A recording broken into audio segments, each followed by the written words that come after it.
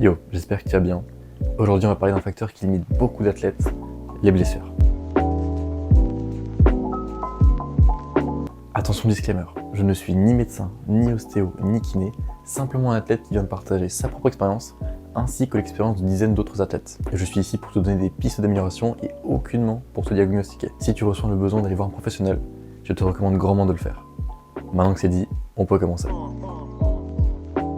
La première blessure qu'on va aborder, c'est la périostite. Alors une périostite, c'est quoi? C'est une inflammation aiguë ou chronique du périoste, qui est la membrane qui entoure tes os et qui leur permet de grossir en épaisseur. Dans le cas du street, c'est une blessure qu'on va retrouver au niveau de l'avant-bras, notamment chez les gens qui font de la planche et du festo.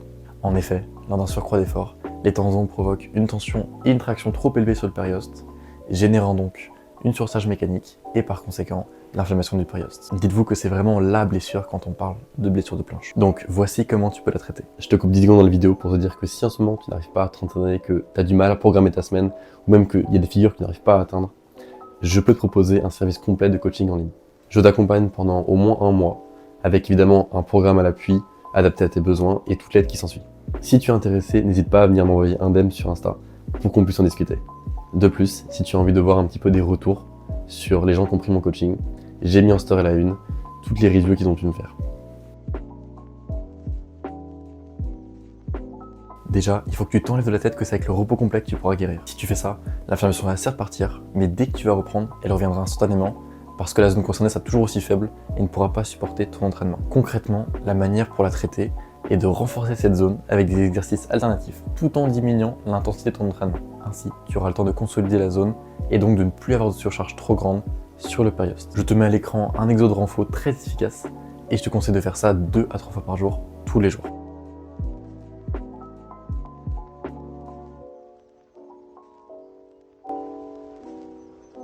Alors la seconde blessure qu'on va aborder est la fameuse tendinopathie, plus connue sous le nom de tendinite. Elle est aussi très fréquente dans le street à cause de l'intensité qu'on met sur certains exos. Alors une tendinopathie, qu'est-ce que c'est? C'est tout simplement une douleur liée à un tendon, même en l'absence d'inflammation. Comme la périostite, elle peut survenir lorsque les efforts sont trop importants. En effet, les tendons s'enforcent beaucoup moins vite que les muscles, et c'est pourquoi on peut observer des déséquilibres entre les deux, ce qui peut amener à des tendinopathies. Bien que tu aies sûrement beaucoup dû entendre le terme tendinite du biceps, il faut que tu saches qu'elle peut se déclarer dans n'importe quel tendon de ton corps, bien que dans le street, certains sont plus susceptibles d'être touchés que d'autres, de par leur implication régulière. Je pense notamment aux triceps, aux biceps ou encore à l'épaule. Maintenant pour la traiter, on va utiliser le même fonctionnement que pour la périostite, c'est-à-dire une renfo spécifique et une diminution des exos qui sont douloureux. Ici encore, le repos total est une très mauvaise idée, parce que certes, là encore, l'inflammation va partir, sauf que le tendon sera toujours aussi faible qu'avant, et par conséquent, quand vous allez reprendre, non seulement il ne sera plus habitué à cet effort-là, et l'inflammation va revenir, mais en plus, il sera plus susceptible de se déchirer au vu des efforts auxquels il n'est plus habitué à fournir. Dans ta renfo, il est important qu'entre tes répétitions, tu inclues le travail isométrique, qui est souvent très bénéfique pour traiter cette blessure. Je te montre à l'écran quelques exos qu'on peut retrouver pour certaines tendinopathies du biceps, du triceps ou encore de l'épaule, mais là encore, la liste n'est absolument pas exhaustive, car chaque tendinopathie a souvent un exercice de renfo bien spécifique.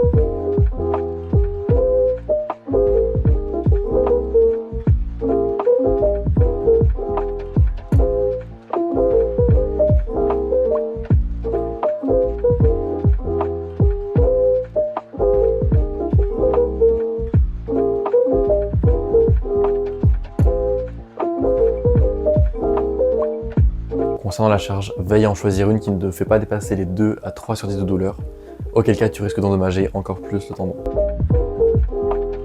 La troisième blessure qu'on va aborder et que j'ai actuellement, c'est la contracture. Alors c'est une blessure qui a principalement concerné les gens qui travaillent le front lever, parce qu'on la retrouve très souvent dans le dos. Et pour être parfaitement honnête, c'est la blessure sur laquelle j'ai le moins de connaissances, parce qu'elle a tendance à être relativement aléatoire sur sa durée. Concrètement, elle va se traduire par une inflammation d'un de tes muscles que tu vas pouvoir sentir plus durci au toucher. Lorsqu'on a une contracture, on ressent une sorte de gêne constante et de la douleur quand il est trop sollicité. Pour prendre mon exemple, j'ai 2 contractures près de la colonne, à ce niveau-ci, et lorsque je suis debout pendant plus de 20 minutes, elle me lance très fortement et ça me force à m'asseoir.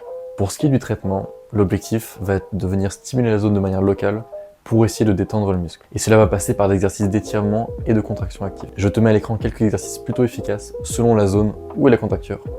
Maintenant, sache que la liste n'est absolument pas exhaustive. Cependant, garde à l'esprit que c'est une blessure qui est plutôt capricieuse et qui peut rester quelques jours comme quelques mois malheureusement.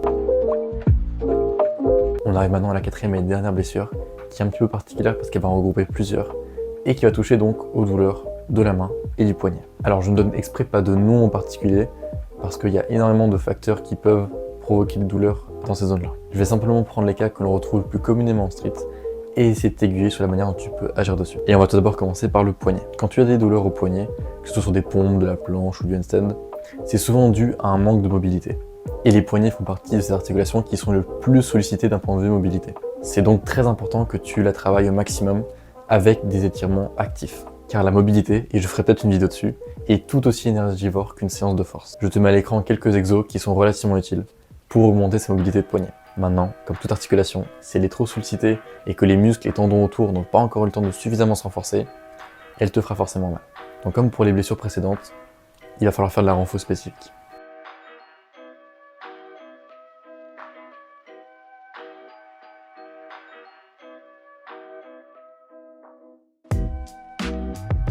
Alors la blessure dont je vais parler est relativement spécifique, car elle concerne uniquement les plancheux.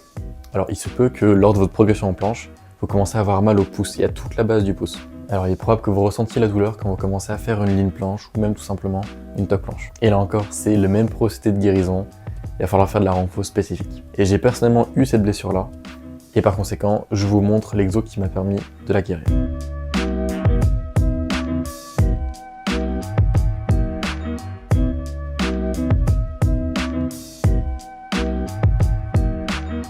Ça y est, on arrive au terme de cette vidéo. Maintenant, il est évident que la liste que j'ai faite n'est absolument pas exhaustive et qu'il est tout à fait possible que tu aies totalement autre chose. Je t'ai simplement listé les blessures les plus courantes qu'on peut retrouver. Maintenant, si tu as plus de questions, n'hésite pas à me les donner en commentaire et je te répondrai si je suis apte. Dans tous les cas, s'il y a une blessure que tu n'arrives pas à guérir, que tu ne comprends pas ou que tu as même peur de forcer dessus, va voir un professionnel, il sera beaucoup mieux t'aiguiller que moi. Sur ce, bon courage dans tes trainings et pour ta récupération et je te retrouve très vite dans de prochaines vidéos.